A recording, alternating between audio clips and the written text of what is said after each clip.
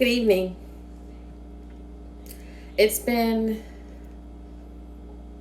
I believe, a couple of months since I did a commentary.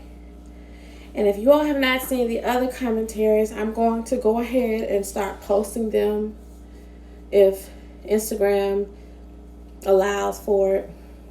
When I go there and try to share it on my Facebook page after this commentary right here. I've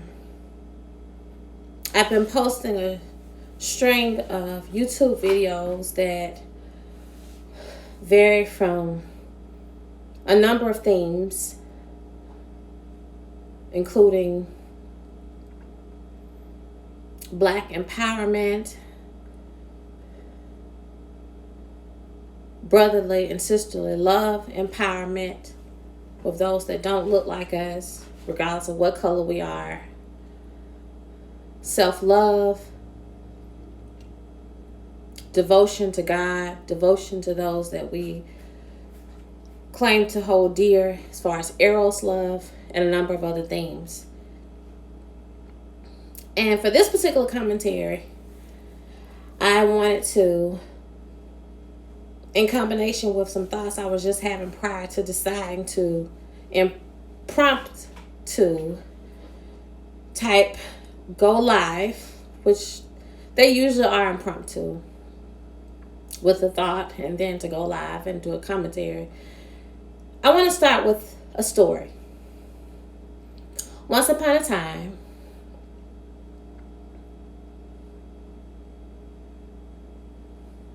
there was a little girl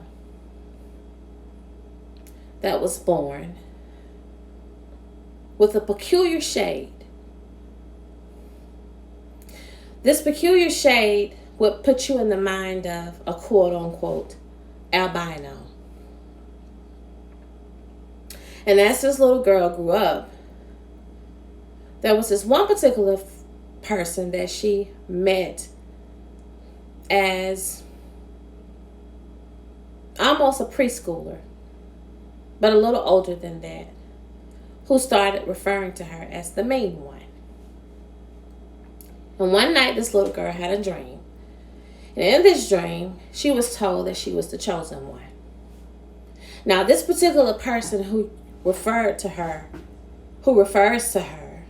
lovingly as the mean one, is a part of a family who does bricklaying work. And this particular family is very influential in her family in terms of the type of work that they do. And she grows up and she starts learning some very stiff and hard lessons on what being mean actually is. The purpose of today's commentary is to dissect what it means to me to be mean, to be spiteful, and to be lost. 3 different themes, 3 different ideals, 3 different theories that I'm going to bring forth. When I think of a person who is spiteful, I think of a person who would, in whatever type relationship they have, friendship, romantic, whatever it might be, they have usually a jealous heart. Usually they do. If they're a spiteful person, usually they have a jealous heart. For example, there was a guy who attended a church, and there was another guy who lost his job. And both of these guys were very fond of each other. They still are. They probably always shall be. I speak life over their relationship as friends. One of the guys lost their job with their company where they were working. And the other guy, who might have been very fond of his wife when he made this connotation, after he lost his job, says to his wife, that's what he get for feeling like he's so uppity.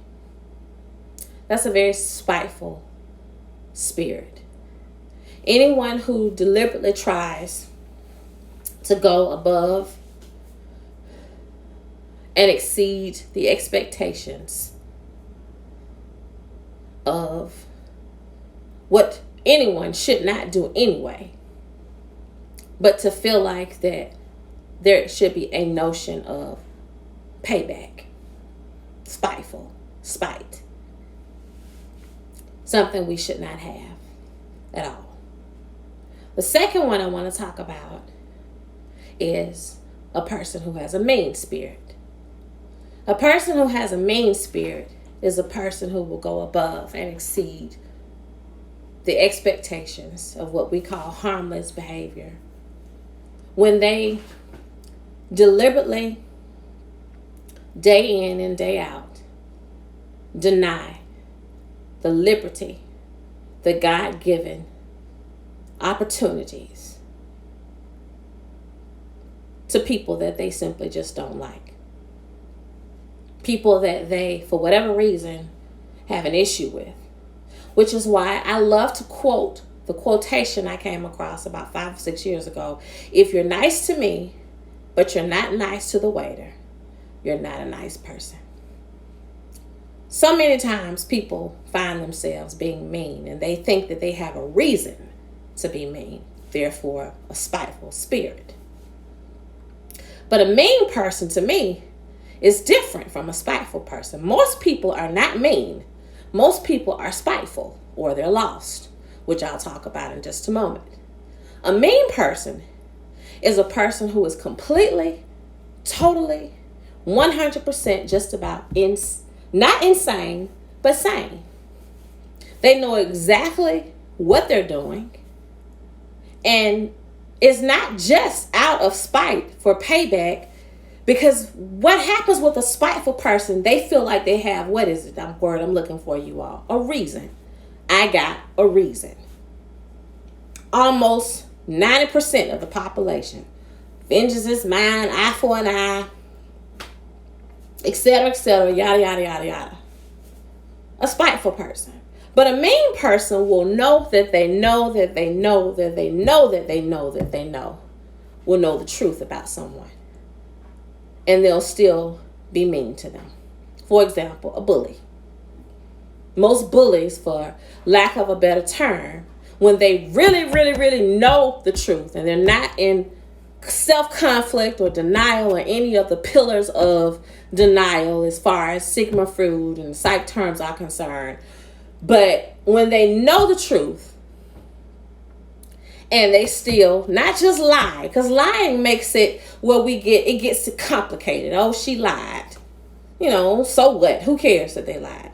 You have to really put a pin in it and say, not only did this person lie or didn't lie, whatever they did, but they acted out on what they knew was not the truth and said and did whatever they did off of the lie or the truth or whatever it was. But they chose to be mean. They chose to deny the blessings of liberty to ourselves and our posterity as individuals. They chose to say, you're not going to get this job. I don't really have a reason. Spiteful. I'm not insane. I'm not lost. But it's because, right, you're a mean person.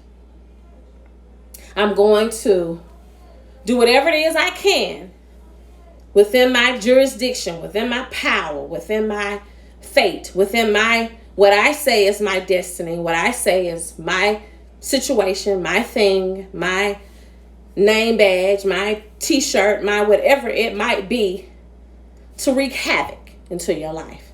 Not because you did something. Now, I'm not giving people who are spiteful a free pass, or people who are lost, which I'm going to speak about in a minute, a free pass at all.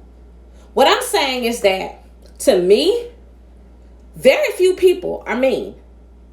And that is the worst one.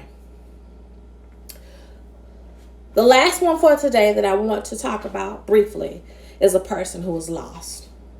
And that word by itself, that 4-letter word, L-O-S-T, shows just that. A person who really is being torn from left to right.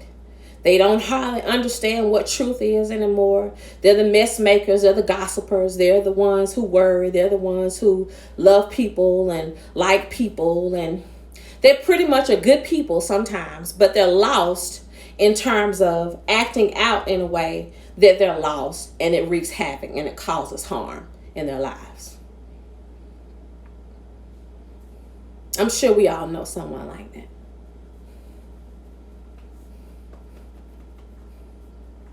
I know I do. And I love them very much. Moving right along. To wrap it up, I have a poem that I want to express. Not because I'm spiteful or mean or lost. Lost doesn't mean you don't know what dead or wicked is. It doesn't mean that you don't know your name or your left from your right. That's a form of being lost. Lost is when you are at your wit's end to try to... A lot of people pleasers end up being lost. A lot of people who don't really understand how to get to the depth of what the truth is, of what reality is, end up being lost.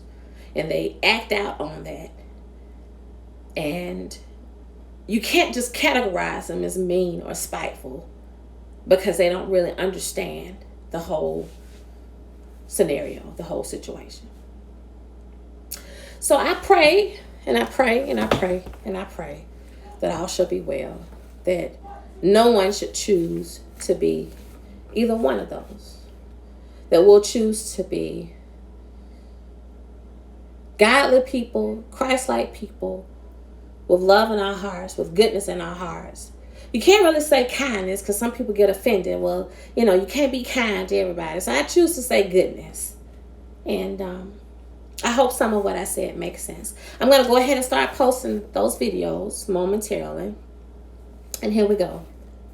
From the African American literature, The Whipping,